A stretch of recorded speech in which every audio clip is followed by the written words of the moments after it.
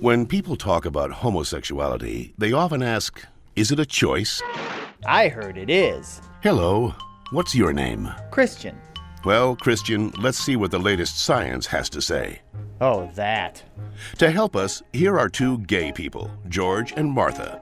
Before we can answer, is it a choice, we must first determine what it means to be gay. How do you know you're a homosexual? The same way you know that you're straight.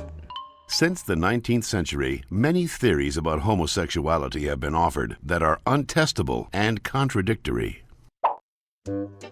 Male homosexuality is the result of an absent father and an overbearing mother. See ya.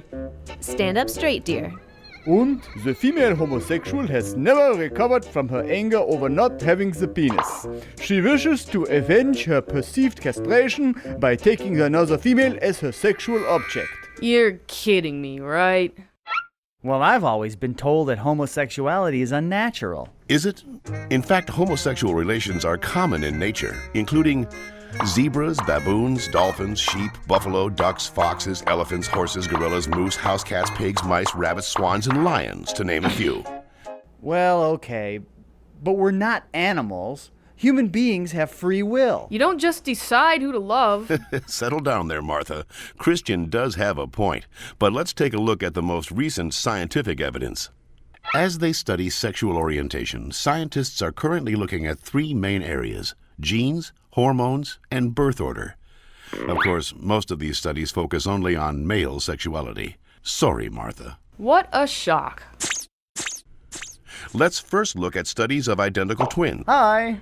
When one identical twin is a gay man, the other twin is gay up to 70% of the time, far higher than would occur if genes played no role. In fact, these studies show that genes play a greater role in determining sexual orientation than they do in whether or not you're right or left-handed. And we don't punish the left-handed. Well, not anymore. Let's get it! Scientists have recently noticed a striking statistical phenomenon. Studies show that having older brothers increases the odds of a boy being homosexual. Moms always baby the youngest, making them gay. No, that's not it. When a woman is pregnant with a boy, scientists are realizing that her female body often sees the male fetus as a foreign object and begins to produce antibodies against it.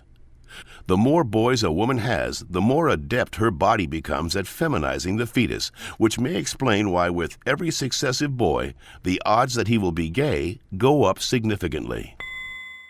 All right, maybe you all accept it, but what about those people who started out gay and say they became straight by discovering God?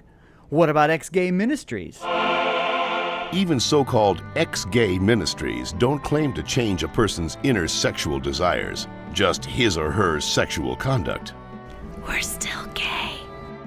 If these places really work, why don't they all use the same technique? Why does each ministry experiment its own way? Well, And why have so many members and leaders recanted earlier claims that they were changed?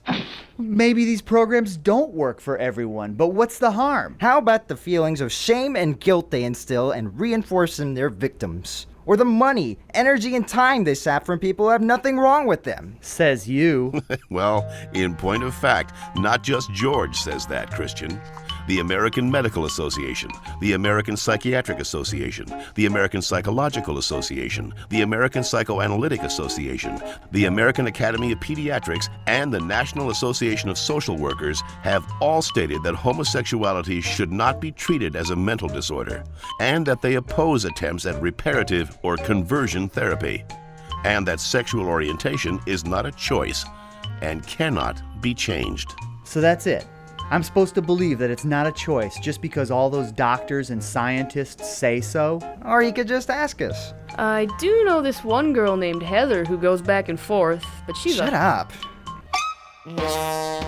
The information in this educational cartoon is based upon studies that can be found in any university library, with the possible exception of the Bob Jones University in South Carolina.